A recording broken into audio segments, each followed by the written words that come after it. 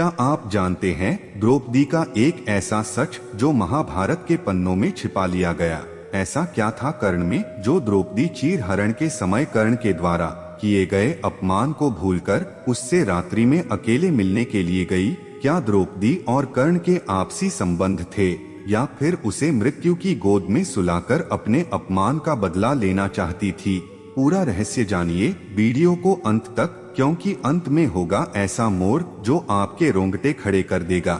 मित्रों नमस्कार, स्वागत है आपका अपने YouTube चैनल दीपेश कुमार पर। यहाँ कहानियाँ सुनाई नहीं जाती है बल्कि पौराणिक रहस्यों को उजागर किया जाता है। तो चलिए डुबकी लगाते हैं इस कथा के सागर में। मित्रों कथा शुरू होती है जहाँ महाभारत युद्ध की नींव रखी गई, द्रौपदी चीरहरण से।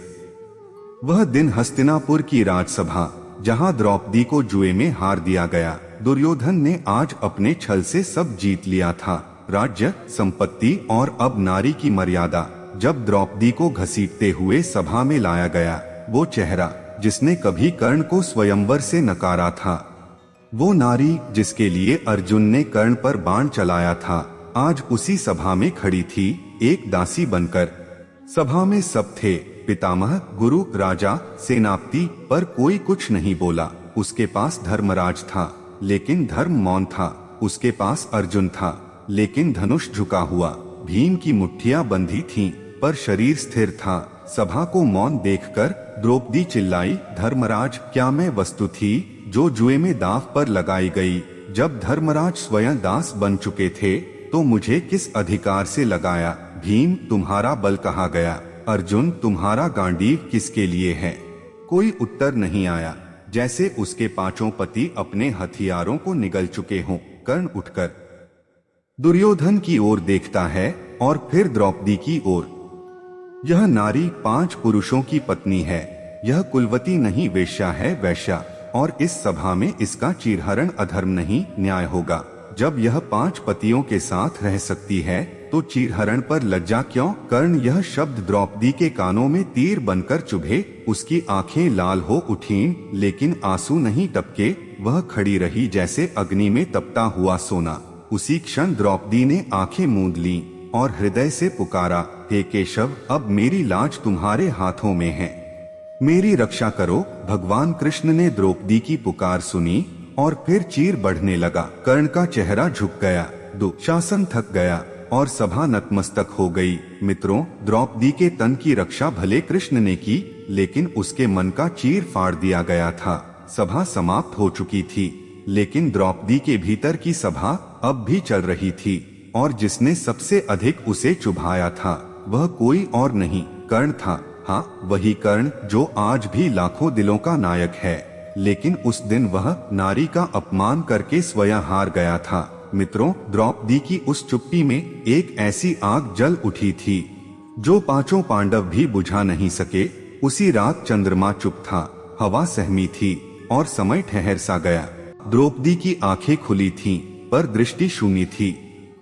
अपमानित स्त्री का दुहक कोई नहीं समझ सकता और जब वह स्त्री द्रौपदी हो तो उसका रोना भी शास्त्रों से भारी हो जाता है। द्रौपदी की पीड़ा नहीं बीती, अपमान की वह आग शरीर नहीं, आत्मा को झुलसा रही थी। अचानक द्रौपदी उठी और उस रात्रि के पहर में महल से बाहर निकल गई और पहुंची उस व्यक्ति के सामने जिसने शब्दों से उसे भस्म कर डाला था। कर्ण द्रौपदी को देखकर चौंक जाता है और कहता है, इतनी रात इस तरह अकेले क्यों आई हो मेरे पास? द्रौपदी की आंखों में तूफान लेकिन गला कांपता हुए कहती है, हाँ, मैं आई हूँ उसी कर्ण के पास जिसने राजसभा में मेरी अस्मिता को नष्ट करने का प्रयास किया। कर्ण, आज मैं कोई रानी नहीं, कोई धर्मपत्नी नहीं, सिर्फ एक औरत हूँ जिसका चीर नहीं, चित्कार छीना गया था। तेरे शब्दों ने ही मुझे निर्वस्त्र कर दिया। सभा में तूने कहा था ये 5 पतियों की पत्नी वैश्या है। क्या यही सोच है तेरी स्त्री के लिए? बता कर्ण, जब तेरी माँ ने तुझे अकेला छोड़ दिया था, अगर कोई उसे भी ऐसे ही कहता तो क्या तू चुप रहता? कर्ण गंभीर होते हुए कहता है, मैं चुप नहीं रहता द्रौपदी। कर्ण को रोकते हुए द्रौपदी कहती है, बताओ कर्ण, मेरा अपराध क्या था? क्या सिर्फ इसलिए कि मैंने स्वयंवर में तुम्हें अस्वीकार किया, तुमने मुझे वैश्या कहने का अधिकार पा लिया? कर्ण ने धीरे दुखी स्वर में कहा, वो मैं नहीं था, वो मेरी पीड़ा थी, मेरा अपमान, पांडवों से प्रतिशोध की ज्वाला। तब द्रौपदी कठोर शब्दों में कहती है, तो फिर उस ज्वाला को बुझाने के लिए क्या मैं सबसे आसान लक्ष्य थी? तुमने पांडवों को नीचा दिखाने के लिए मेरी इज्जत को मिट्टी में मिला दिया। कर्ण गहरी सांस लेकर कहता है, मैंने वो शब्द बोले क्योंकि पांडवों की चुप्पी मुझे जीतती दिख रही थी और तुम्हारी चुप्पी मुझे कमजोर कर रही थी। मुझे लगा अगर तुम्हें गिरा दूं तो पांडवों का मनोबल टूट जाएगा, लेकिन आज समझ आता है मैं ही टूट गया। द्रौपदी नेत्रों में आंसू, स्वर में कांपती पीड़ा के साथ कहने लगी, 5 पति, 1 ससुर, 1 भरा दरबार, फिर भी मैं अकेली थी। और सबसे घातक वार तुमने किया, वो भी शब्दों से, जिन शब्दों को राजसभा में तुमने उछाला। क्या वो तुम्हारी आत्मा पर आज तक नहीं चिपके? कर्ण कहने लगा, हर रात चुभते हैं वे शब्द और हर सुबह मुझे खा जाते हैं। मैं कोई दानव नहीं था द्रौपदी, लेकिन उस दिन क्रोध ने मुझे कुरुक्षेत्र से पहले ही मार दिया। द्रौपदी धीमे स्वर में, कर्ण तुम्हारा पछतावा मेरी इज्जत वापस नहीं लौटा सकता, लेकिन शायद यह जला देने वाली आग तुम्हें भी चैन से मरने नहीं देगी। कर्ण की आंखों में पश्चाताप की आग थी। कहने लगा, मैं क्षमा नहीं मांगता क्योंकि जानता हूँ तुम कभी क्षमा नहीं करोगी, लेकिन इतना कहता हूँ, जब तुम्हारे आंचल से खून बहा मेरा अभिमान भी वहीं धराशायी हुआ। मित्रों, अभी वीडियो पूरा नहीं हुआ है, वीडियो का अंत रोकते खड़े करने वाला है। मित्रों, आगे द्रौपदी कर्ण से कहती है कि तुम इतने नीच थे जो मुझे निर्वस्त्र होते देखना चाहते थे। कर्ण, मैं वो नहीं था। मेरी आत्मा ने उस क्षण कांप कर मुंह मोड़ लिया था, लेकिन मैं बंधा था एक मित्रता से। दुर्योधन ने मुझ पर विश्वास किया था और मैं उसी मित्रता की मिट्टी में गढ़ा गया। मैं जानता था पांडव कुछ नहीं बोलेंगे, उनकी आंखों में न क्रोध था न लज्जा, केवल सिर झुकाए बैठे थे। मैं चाहता था मेरी तीखी बातों से उनकी आत्मा जागे, इसलिए मैंने वह सब कहा जो मुझे खुद को भी जहर लगा। द्रौपदी से सख्ती हुई, पर आंखों में आग कहने लगी, तो तूने मेरा अपमान पांडवों की आत्मा जगाने के लिए किया।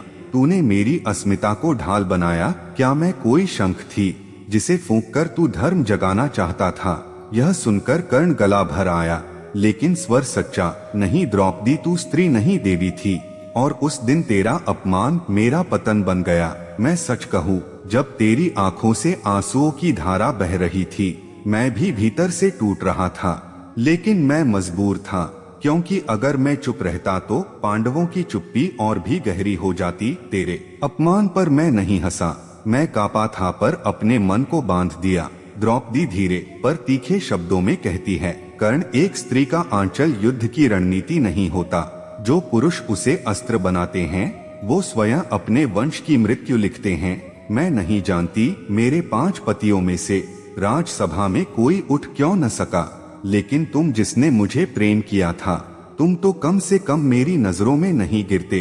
कर्ण मौन हो गया और फिर धीमे स्वर में कहा, आज तू जो कह रही है वह हर शब्द मेरे लिए श्राप है और यही मेरा दंड है। मैं जानता हूँ एक दिन युद्ध में तीर मेरी देह चीरेंगे, लेकिन तेरे आंसू मेरी आत्मा को रोज चीरते हैं। रात्रि का अंधकार समाप्त होने वाला था, इससे पहले सुबह हो। द्रौपदी दबे पांव महल वापस लौट आई। मित्रों, वह रात बीत गई, लेकिन इतिहास वही लिखता है जिसमें द्रौपदी का आंचल लहूलुहान हो और कर्ण का हृदय अपराधी। वह न क्षमा थी न प्रतिशोध, वहाँ बस एक स्त्री का संवाद था जो सैकड़ों वर्षों तक गूंजता रहेगा। एक नारी जिसकी अस्मिता सभा में खींच ली गई थी, एक योद्धा जिसने शब्दों से आग लगाई थी और खुद उसी अग्नि में जल गया। मित्रों, द्रौपदी ने प्रश्न किया और कर्ण ने उत्तर दिया, लेकिन वह उत्तर उसकी आत्मा की आग को शांत कर सके शायद नहीं, लेकिन इतिहास ने उस रात 2 जलते हृदयों को पहली और अंतिम बार एक सच्चाई में जोड़ दिया। दोस्तों, यही थी वो कथा जिसे आज भी कोई ग्रंथ पूरा नहीं कहता। यदि आपके दिल तक कोई बात पहुंची हो तो वीडियो को लाइक, शेयर और कमेंट करें, क्योंकि आपके सहयोग से ही नई वीडियो चैनल पर देखने को मिलती हैं।